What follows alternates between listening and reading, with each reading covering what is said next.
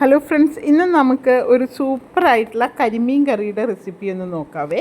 നല്ല കൊഴു കൊടുത്ത ചാറോട് കൂടിയ കരിമീൻ കറിയാണിത്. അപ്പോൾ ഈ കരിമീൻ എനിക്ക് കട്ട് ചെയ്ത് തന്നിട്ടുള്ളതാണ്. പക്ഷേ അതിൻ്റെ കറുപ്പ് കളറൊന്നും പോയിട്ടില്ല. അതുകൊണ്ടിട്ട് ഞാനിങ്ങനെ അതിൻ്റെ അകത്തേക്ക് കുറച്ചൊരു 2 ടീസ്പൂണോളം വിനെഗർ ഒഴിച്ച് പിന്നെ കുറച്ച് വെള്ളം ഒഴിച്ചിട്ട് ഒരു 5 മിനിറ്റ് ഒന്ന് റെസ്റ്റ് ചെയ്യാൻ വേണ്ടി വെക്കുന്നുണ്ട്. അതിനുശേഷം ഈ കരിമീൻ അങ്ങനെ നമ്മൾ കുറച്ച് ഉപ്പുപൊടി ഇട്ട് ഒരു കല്ലുണ്ട് ഇവിടെ ചെറുത്, അതിൽ വെച്ച് നന്നായിട്ടൊന്ന് തേച്ചെടുക്കുന്നുണ്ട്. അതിനുശേഷം നമ്മളതിലേക്ക് ഞാൻ ഒരു ഉണ്ട പുളി വന്നിട്ട് കുറച്ച് വെള്ളത്തിലിട്ട് വെച്ചിട്ടുണ്ട്. അപ്പോൾ അത് നന്നായിട്ട് ഒന്ന് ഇതായിട്ട് വന്നിട്ടുണ്ട്. ഇതാണത്. അങ്ങനെ ആ പുളിവെള്ളം വന്ന് നമ്മൾ ഈ മീൻ ഉപ്പിട്ട് തേച്ചതിലോട്ട് ഇട്ട് കൊടുക്കുന്നുണ്ട്. എന്നിട്ട് 2-3 മിനിറ്റ് ഒന്ന് റെസ്റ്റ് ചെയ്യാൻ വെച്ചിട്ട് കത്തി വെച്ച് ആ മീനിൻ്റെ പുറത്തൊന്ന് ജസ്റ്റ് ഒന്ന് വടിച്ചെടുത്താലേ അതിൻ്റെ പുറത്തുള്ള കറുപ്പെല്ലാം അങ്ങനെ മാറി മീൻ നല്ല ക്ലീനായിട്ട് വരും. നമ്മളതിൻ്റെ തോല ഒന്നും എടുക്കുന്നില്ല. ഇതുപോലെ പുളിവെള്ളത്തിൽ ഇട്ടിട്ട് കത്തി വെച്ചിട്ടൊന്ന് വടിച്ചെടുത്താൽ മാത്രം മതി കേട്ടോ. അതിൻ്റെ പുറത്തുള്ള കറുപ്പ്, അഴുക്ക് ഇതെല്ലാം മാറിപ്പോകും. അപ്പോൾ ഇവിടെ എനിക്ക് സ്ഥിരമായിട്ട് റെഗുലറായിട്ട് വരുന്ന ഒരു മീൻകാരനുണ്ട്.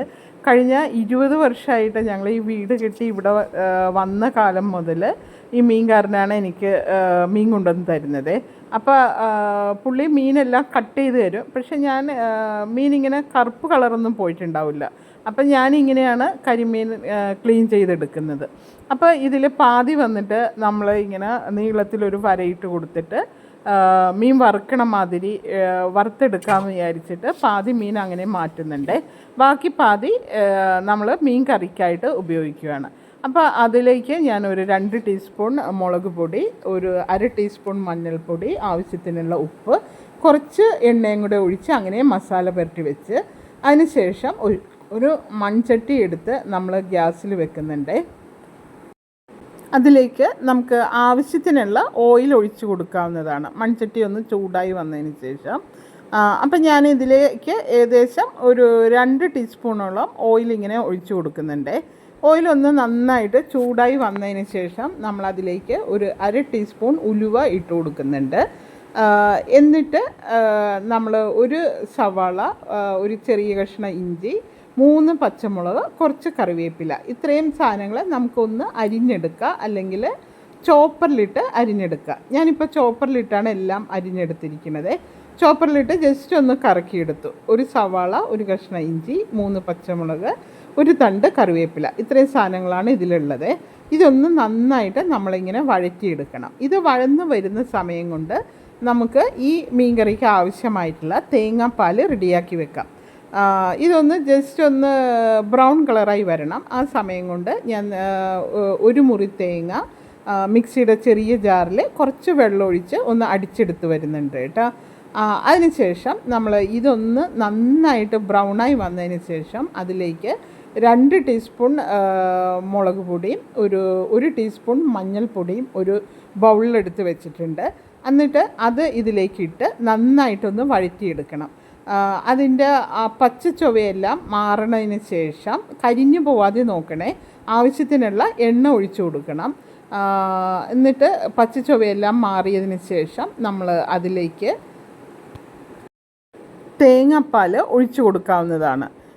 അപ്പം ഞാൻ ഇതിലിപ്പം നമ്മൾ ഈ സവാള, ഇഞ്ചി, പച്ചമുളക്, കറിവേപ്പില ഇട്ട് വഴറ്റിയിട്ട് അതിലേക്ക് നമ്മൾ ഈ 2 ടീസ്പൂൺ മുളക് പൊടി, 1 ടീസ്പൂൺ മഞ്ഞൾപ്പൊടി, ഇത്രയും ഇട്ട് നന്നായിട്ടൊന്ന് വഴറ്റുവാണേ.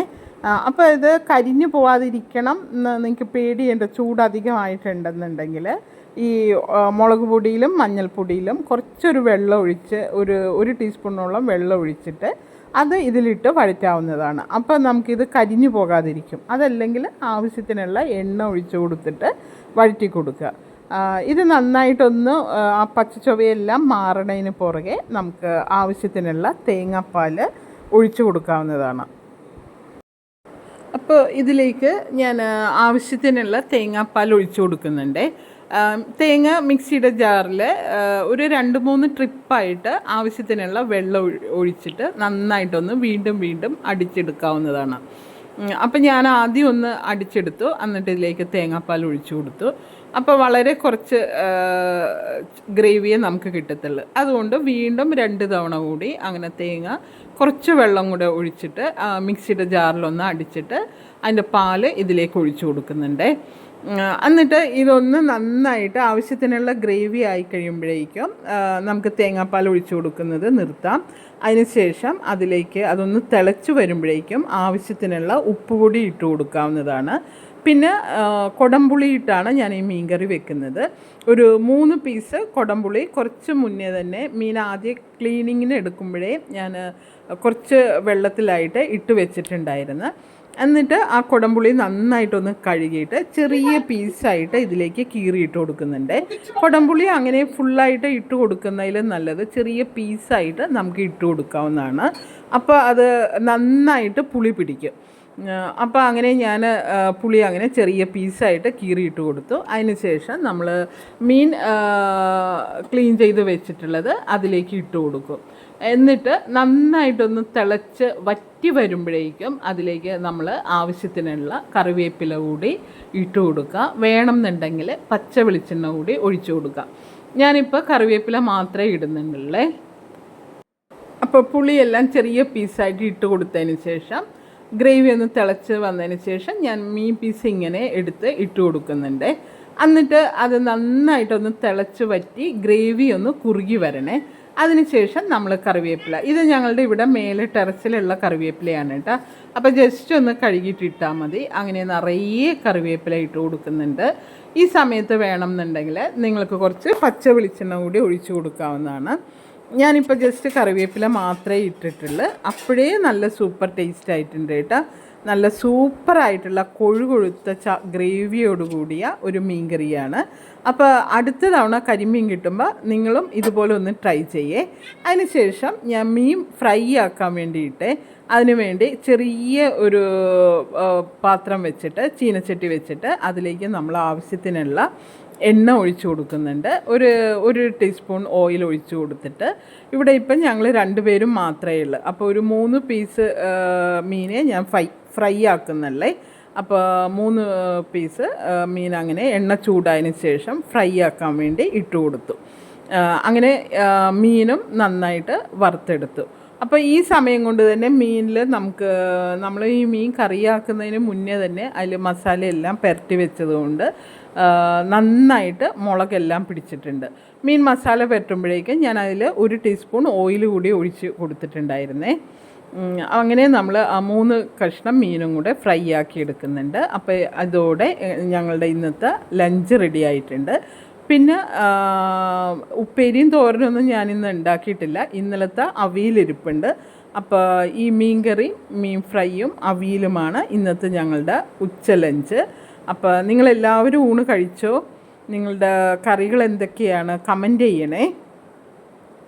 അപ്പോൾ മീൻ കറിയുടെ ഉപ്പെല്ലാം ഞാൻ നോക്കി, നല്ല സൂപ്പറായിട്ടുണ്ട്. ഉപ്പും പുളിയും എല്ലാം കറക്റ്റായിട്ടുണ്ട്. ഗ്രേവിയും നല്ല കൊഴുകൊഴുപ്പോടുകൂടിയുണ്ട്. നല്ല സൂപ്പറായിട്ടുള്ള മീൻ കറിയാണ്.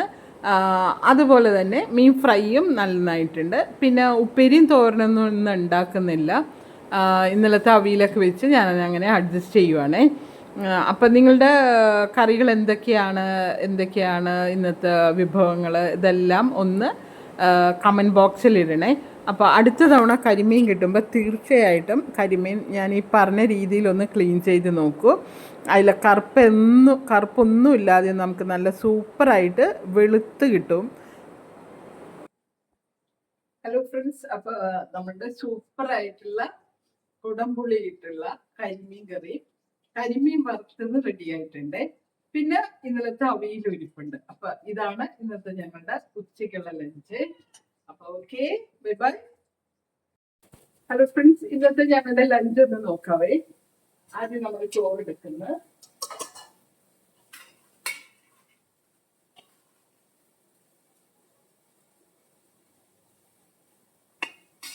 ചോറ്, മീൻ കറി, കരിമീൻ കറിയാണ്.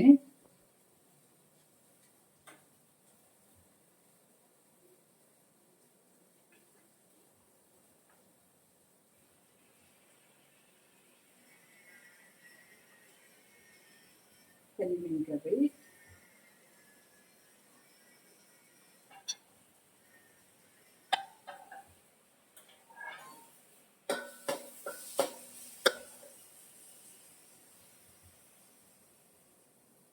അവിയല്,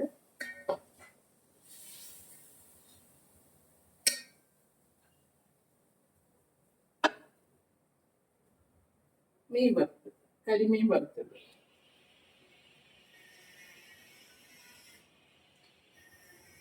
ഹലോ ഫ്രണ്ട്സ്, അപ്പൊ ഇതാണ് കേട്ടോ ഇന്നത്തെ ലഞ്ച് ഞങ്ങളുടെ.